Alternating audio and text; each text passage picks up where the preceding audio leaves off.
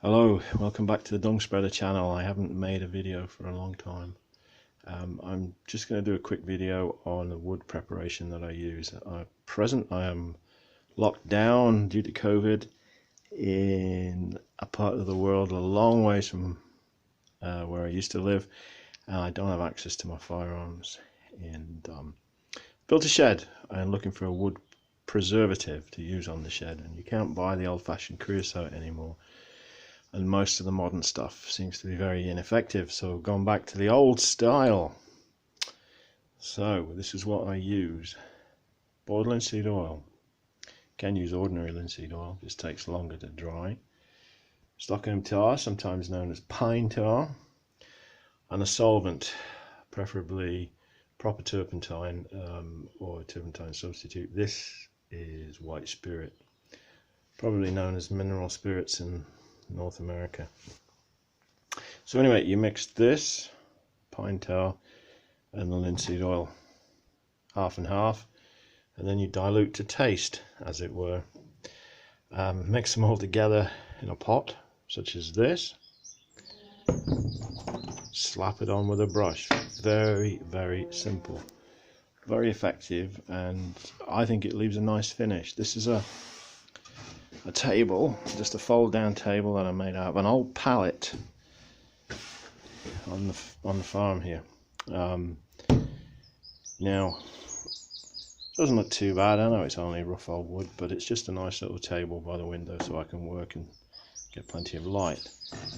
If you were going to look at a before and after, this is what the wood was like before, and this is after. Give it a dollop. And it's relatively thin, and that will sink right in. And in fact, this was done yesterday and it's just slightly greasy. That'll sink in. I'll be dry in a couple of days. What I tend to do is I put 2 coats on, very thin, thin it down quite a bit, and then the final coat, after that's been in for a month or 2, then I'll put a really thick coat on with probably a little bit more tar in it than linseed oil, and that will last a long time.